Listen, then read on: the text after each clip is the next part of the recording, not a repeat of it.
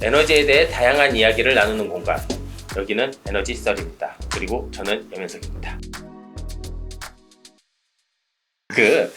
이제 좀 주제를 좀 바꿔보려고 네. 하는데요. 이제 최근 들어서 국제적으로 원자력 에너지에 대해서 집중도가 좀 많이 달라졌습니다. 네. 뭐 SMR이라는 뭐 새로운 이런 수단도 좀 나오고 있지만 이런 대형 원전에 대해서도 다시 또 주목도가 올라가고 있는데요.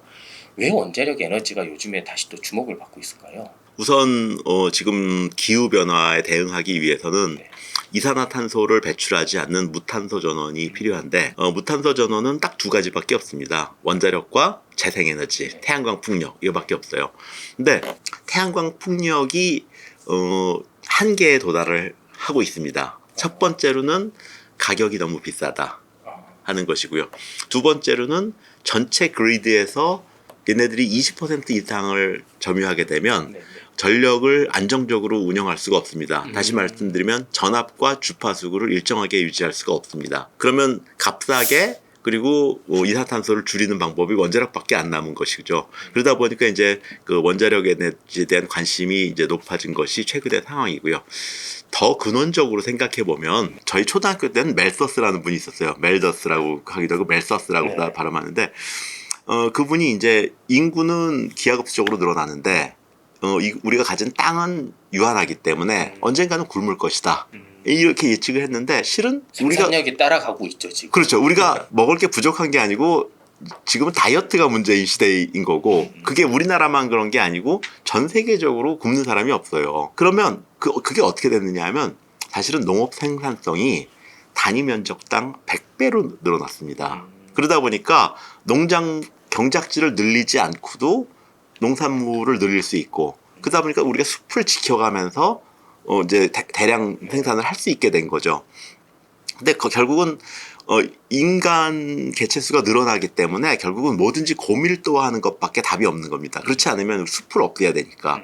근데 에너지 생산의 측면에서도 지금 그 에너지의 역사가 점점 고밀도로 간 역사입니다. 그러니까 나무에서 석탄, 석유, 가스 이렇게 다 고밀도, 그다음에 하이텍으로 가는 역사인데 사실 이제 이 역사에 그 거꾸로 역행이 발생한 것이 재생에너지인 거죠. 이건 저밀도거든요. 그러니까 지금 고밀도라는 게 어느 정도를 가지고 고밀도라고 하느냐? 원자력은 우라늄 무게를 따지면 석탄의 100만 배입니다. 100만 배의 에너지가 나옵니다. 네. 그러니까 엄청난 고밀도인 거죠. 그러니까 우리나라에서 지금 우리나라는 제조업 국가이기 때문에 에너지를 줄일 수 없어요. 그러니까 수출한다는 거는 다른 나라에서 쓸 것까지도 우리나라가 생산을 하는데 에너지를 쓰기 때문에 이제 에너지 줄이면 우리 못 사는 겁니다. 그러니까 무조건 에너지가 필요한 거고 그러면 이제 에너지를 수입해 와야 되는 상황이고 천연 자원이 없으니까 그러면 이제 고밀도의 에너지 그다음에 외국 그 우라늄을 수입할 때는 전체 에너지 코스가 굉장히 낮거든요. 수입의 비중이. 그러다 보니까 이제 원자력을 국산 에너지라고도 부르죠. 그러니까 우리나라에서는 원자력을 사용하지 않을 수 없는 것이고요. 전 인류의 측면에서도 보면 지금 점점 고밀도 에너지로 가주지 않으면 너무나 많은 이제 환경을 오염시키거나 고갈시킬 수밖에 없거든요. 이게 제조업 국가들을 중심으로 원자력 에너지를 좀 많이 쓰는 경향이 있습니다. 네. 뭐 우리나라도 그렇고 중국도 그렇고 일본도 그렇고 네. 미국도 이제 제조업을 하면서 다시 원자력을 좀 주목하고 있고. 근데 독일 같은 경우만 이제 탈원전을 선언을 하고 했는데, 근데 독일은 지금 전력 비중이 아까 얘네 거의 한 50% 가까이 되잖아요. 재생에너지가. 그러면 이 문제는 어떻게 독일은 해결을 하고 있나요? 이게 좀 궁금하거든요. 그러니까 유럽은 전력망이 연결돼 있습니다. 그러니까 지금 독일에서 50%라고 하지만 유럽 전체로 보면 20%가 안 되는 거죠. 그러니까 독일에서 재생에너지가 전력 생산을 못하거나 아니면 재생에너지가 너무 과도하게 전력 생산을 해가지고 뭐 과잉이 됐다거나 이런 상황을 주변 국가에서 지금 커버를 해주고 있는 겁니다. 독일 스스로가 커버하는 것이 아니라. 그럼 덴마크도 비슷한 상황이겠네요. 그렇죠. 그러니까 지금 예컨대 지금 독일에서 요즘 태양광이 너무 많아져가지고 과잉 생산할 경우에는 옆에 나라 체코나 폴란드가 갑자기 전기가 많아져요. 그래가지고 요즘 그 체코나 폴란드에서 독일에서 오는 전력망을 그 직류 전력망으로 해가지고 차단할 수 있도록 지금 다시 만들고 있어요. 왜냐하면 독일의 재생에너지 문제가 옆에 나라로 파급이 되니까요. 그래서 이제 사실 뭐 재생에너지에 대해서는 독일이라는 얘기를 굉장히 많이 하는데 우리가 팩트라는 걸 했을 때는 네. 그 팩트가 트루스는 아닙니다. 그렇죠. 네. 사실이 있고 진실이 있는 건데 네, 네. 사실 그러니까 예외도 사실은 사실이거든요. 네, 네. 그렇죠? 그러니까 독일은 예외입니다. 우리가 따라갈 수 있는 사례가 아니고 예외적인 나라인 거죠. 굉장히 돈이 많기 때문에 전기값이 비싸져도 어느 정도 커버가 되고 또 국민들이 그렇게 춥게 살고 덥게 살고 하는 것들도 어둡게 살고 하는 것도 견뎌내고 우리는 뭐 냉난방 제대로 못하면은 안 되는 국민이잖아요. 그렇죠. 그리고 제조업도 해야 되고, 그러니까 그 비싼 전기값도 부담할 용의가 있고, 네. 그다음에 주변 국가들도 커버가 되고, 사실상 그러면서도 또 석탄은 많이 쓰고 있으니까요. 그렇죠. 그러니까 사실은 어떻게 보면 재생에너지는 늘리면서 석탄도 많이 떼기 때문에 저게 무슨 친환경인가 하는데도 자꾸 마치 그것이 좋은 사례인 양 알려주고 있는데 예외입니다. 예외. 따라갈 수 없어요. 그리고 따라가는 것이 바람직하지도 않습니다. 그럼 우리나라에서는 예를 들어 지붕 태양광이라든지 여러 개에서 태양광을 많이 늘리고 풍력을 늘려서 재생에너지 비중이 20에서 30% 이렇게 가면 실제로 우리나라는 그리드가 한정적이잖아요. 네. 우리나라 네. 안에서 막 이렇게 되면 전력 문제가 발생할 수도 있는 거네요. 그렇죠. 지금 벌써 발생하고 있죠. 예컨대 무슨 제주도 같은 경우에는 풍력이 굉장히 많습니다. 네. 7월, 8월에 굉장히 더울 때는 네. 냉방 부하가 많습니다. 그리고 이제 양어장에도 냉방을 해줘야 되고 하기 때문에 양어장하고 냉방 부하가 굉장히 많고, 근데 이때 제주도에선 바람이 불지 않습니다. 그래서 그 많은 풍력 발전기가 제대로 가동을 안 하고 전력 생산을 못 합니다. 그러면 이제 해저 케이블에서 거의 뭐 풀리 전기를 갖다 쓰고 제주도 안에 있는 발전기를 전체 다 가동을 하고 심지어 킬로와트당 300원짜리 비싼 유류 발전까지 다 가동을 해서 전력 공급을 합니다. 11월 달 정도가 되면 이제 냉방 부하가 필요 없죠. 냉방할 그렇죠. 필요가. 네. 전력 수요가 확 줄어드는데 그때 굉장히 바람이 많이 붑니다. 그러면 밸런스가 일어나죠. 그렇죠. 그러면 이제 풍력 발전에서 생산된 전기가 전체 전력량의 30%를 초과합니다. 그러면 이제 전력 품질이 안 좋아지니까 이제 30%만 남겨놓고 나머지는 전력망에서 떼버립니다. 그렇다면 지금 제주도에 풍력 발전소를 더 질 필요가 있느냐? 더 지어도 여름엔 안 나오고 가을엔 어차피 끌 거고. 네. 그런데 아직도 더 짓고 있습니다. 그 문제가 발견된 건 10년 전이에요. 근데 아직도 계속 짓고 있고 전남에는 이제 태양광이 너무 많아서 네. 지금 똑같이 어느 순간에 굉장히 태양광 전력이 많아지면 그거를 수용해주기 위해서 무슨 원자력 전기를 줄입니다. 네. 그렇게 되면 비싼 전기를 한전에서 사주기 위해서 싼 전기를 꺼야 되는 상황이니까 한전 적자가 심화되는 구조인 거죠. 그러니까 이제 전남에서는 좀 전체적인 그리드 사이즈가 커지기 전까지는 태양광을 좀 덜 공급해야 되는데 네. 여전히 공급하고 있는 거죠. 이거는 뭐 굉장히 어떤 잘못된 정책입니다. 그 SMR 이야기를 네. 한번 해보겠습니다. 이게 원전이 무서운 게 사실 만에 하나의 가능성 때문에 이제 다들 좀 그러는데 네. 이게 좀 규모가 작아지고 더 안전해지면 좀 더 좋아질 거다라는 얘기가 있는데 SMR 분야는 좀 어떻게 발전을 할 것 같습니까? 네, 우선 뭐 만에 하나라고 하지만 그런 말들 있잖아요. 저기 원자력 발전소는 사고가 드물지만 한 번 나면 끝장이다. 네. 근데 미국, 러시아, 일본 끝장 안 났어요. 그리고 미국, 러시아, 일본 아직도 원자력 주종 에너지를 쓰고 있고 경험했음에도 불구하고 그러니까 지금 한 번 나면 끝장이다라는 말도 그게 맞는 말일까 한번 좀 생각해 보셨으면 좋겠다는 말씀을 드리고요. 근데 이제 그 SMR은 일단 사이즈가 작습니다. 네. 그러다 보니까 표면적이 넓잖아요. 네. 사이즈. 그러니까 이제 뭐 자연력에 의해서 냉각될 가능성이 훨씬 많고 하니까 근원적으로 좀 더 안전한 거고요. 또 하나는 지금 어떤 제도를 바꾼다는 것이 참 그런데 우리가 이제 주 52시간 근무제를 했잖아요. 네. 그렇게 되면 주 52시간 근무를 하나보다 이게 아니고 굉장히 많은 파급 효과가 있습니다. 그렇죠. 예컨대 원자력 발전소 건설 기간이 30%에서 50% 늘어납니다. 네, 맞습니다. 예, 그럼 이제 건설은 공기에 비례하기 때문에 건설 기간이 늘어나면 건설비가 늘어납니다. 그렇죠. 그러면 건설비가 차지하는 비중이 높기 때문에 전기값이 또 올라갑니다. 뭐 이런 식으로 이어지는 거죠. 근데 이제 선진국 같은 경우에는 우선 그 건설 규제가 우리보다 더 강해요. 그러다 보니까 건설을 하기가 되게 어렵습니다. 그렇죠. 그리고 비싸지고요. 네. 그러다 보니까 이제 거의 선진국에서 원자력 발전소, 대형 원자력 발전소 건설을 안 한 나라들이 많죠. 왜냐하면 건설비가 너무 비싸니까. 이게 배보다 배꼽이 무서운 거군요. 그렇죠. 예.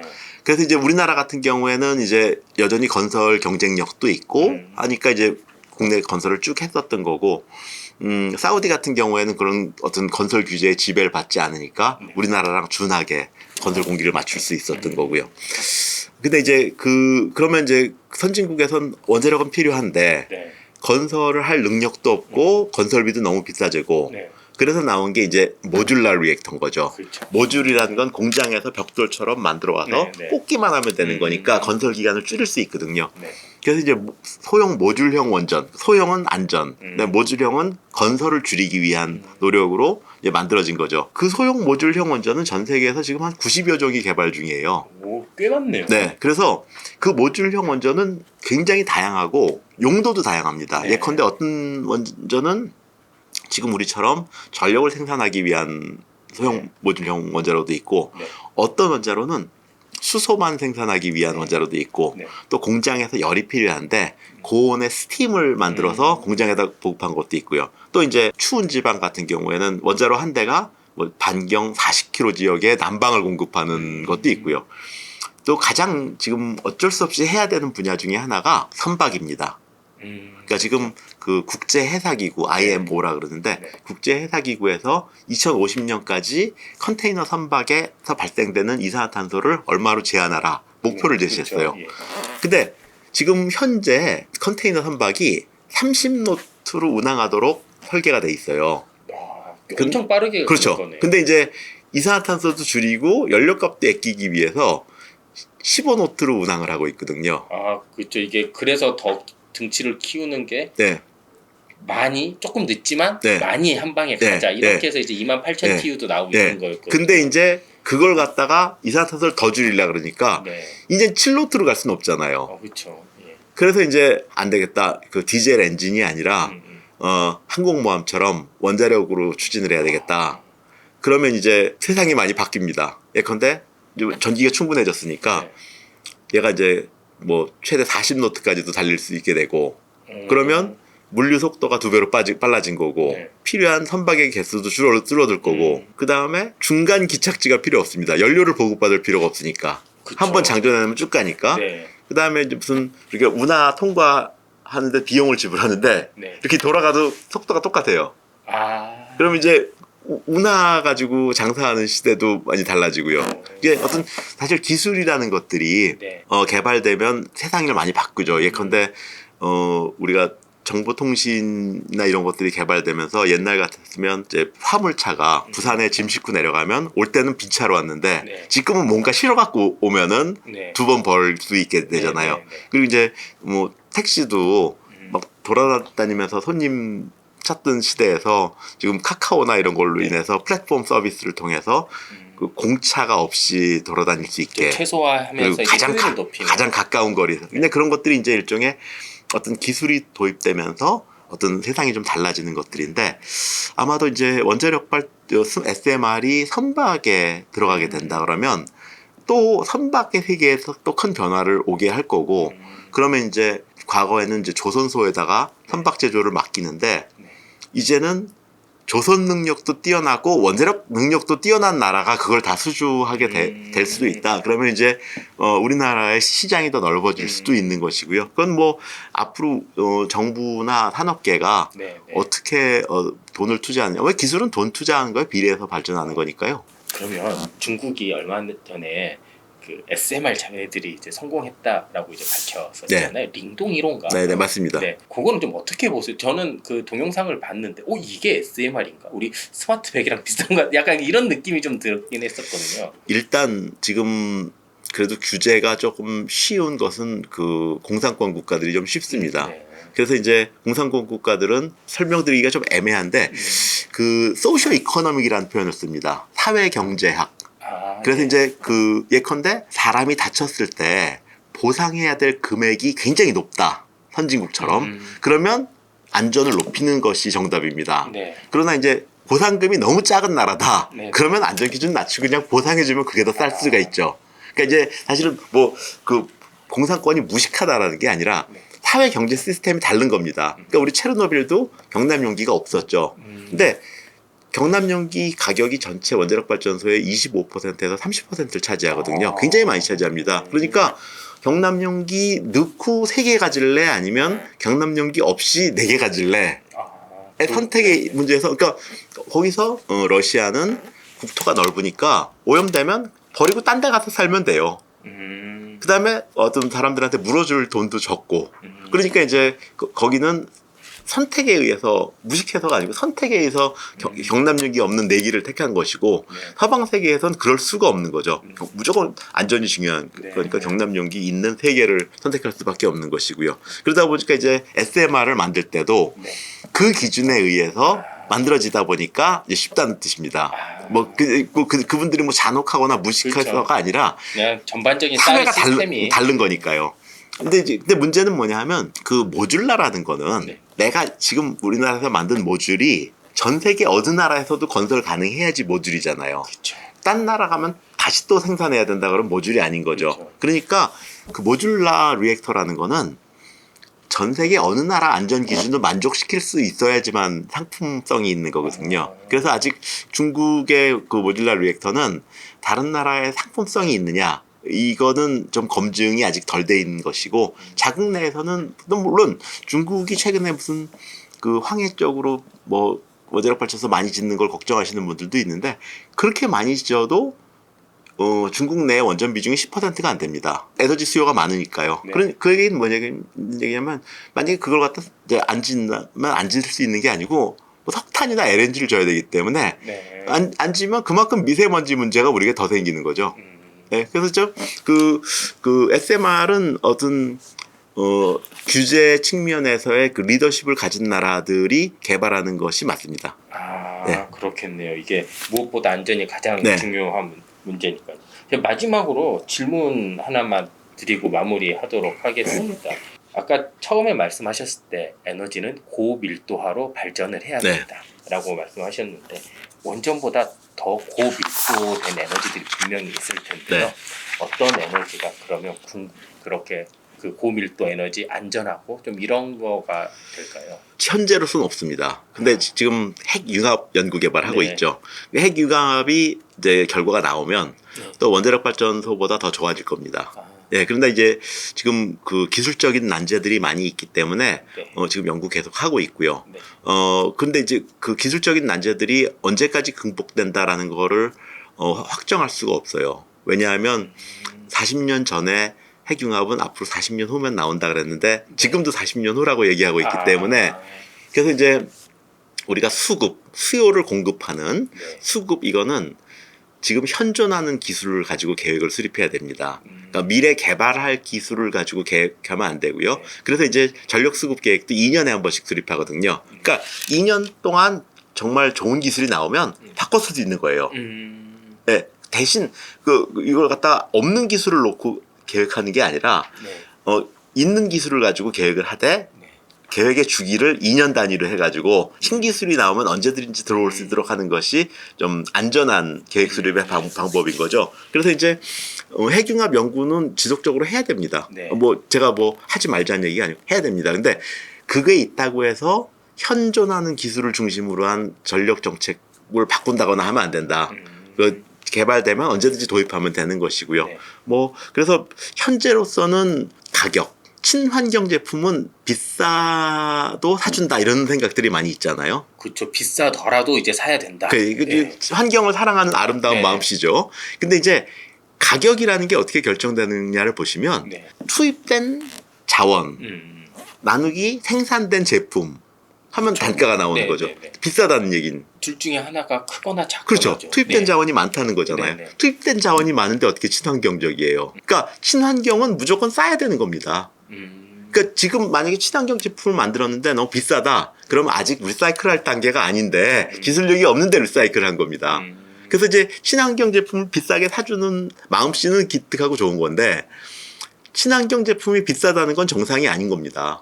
그러니까 이제 우선 그래서 가격이 무조건 싸야 되고요. 에너지원은. 그다음에 땅을 많이 필요로 하지 않아야 되고요. 대기 중으로 뭐 배출하는 것들이 적어야 되고 이런 친환경적인 요소 이런 것들을 다 만족시키는 에너지로 이제 계속 가야 되는 거고 현재로서는 원자력이 제일 좋죠.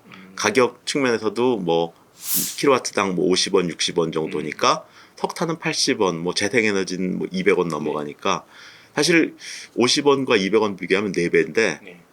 그걸 4배구나 이렇게 생각하면 안 되고 자동차에 휘발유 넣었는데 8만 원 나왔다. 근데 한 번 넣었는데 제 좋은 휘발유가 32만 원 나온다. 내가 지불해야 되는 비용으로 생각하셔야지 되는 거고요. 일단 가격 측면에서 원자력은 굉장히 경쟁력이 있고요. 또 하나는 우리나라 같은 경우에는 에너지를 수입해 와야 되기 때문에 국산화가 많이 돼 있는 것들이 어떤 효자가 되는 것이고요. 그다음에 국토가 좁은 국토가 남아도 70%는 산이기 때문에 네. 땅을 적게 쓰는 발전원으로 가야지만 되고요. 안전성은 일단 뭐 지난 40몇 년 동안 굉장히 안전한 것들은 확인된 거고 뭐 사고로 인한 사망자도 없었던 거고 그러나 이제 우려는 많이 하시니까 저희가 열심히 설명드려야죠. 그래서 오늘 정범진 교수님 모시고 원자력에 대해 다양한 뭐 우려 아니면 뭐 좋은 설명 많이 들어봤는데요. 저는 원자력 이야기할 때마다 이런 생각을 좀 해봅니다. 원자력이 다 좋다, 나쁘다 라고 말은 할 수 없을 것 같아요. 그리고 재생에너지도 좋다, 나쁘다. 모든 에너지는 다 장단점이 있는데 그 장단점을 좀 객관적으로 좀 보고 우리가 좀 인식을 하면 많은 문제들이 좀 해결이 될 것 같은데 에너지가 정치화가 되면서 그런 논란들이 좀 많이 생기는 것 같습니다. 그리고 그 논란이 또 다른 논란을 항상 일으키고요. 그리고 그 논란을 설명하는 과정에서 또 논란이 일어나는데요. 좀 과학적으로 좀 봤으면 합니다. 그렇죠. 과학의 영역에 정치가 들어와 버린 거죠. 네. 그러니까 정치가 들어와서 이제 무슨 과학자들이 하는 걸 좀 잘하도록 해주는 정치가 아니라 과학자들을 못 믿겠다는 정치니까 지난 탈원전 시대를 생각해 보시면 의사가 믿기 어려우면 의사한테 감시하는 카메라를 설치한다거나 이런 게 정답이지 의사가 못 믿기 때문에 이제 수술은 의사 말고 딴 사람이 해라. 이거는 정답이 아닌 거죠. 네. 오늘 정말 좋은 말씀 많이 해주신 교수님 감사합니다. 네, 고맙습니다. 네. 네.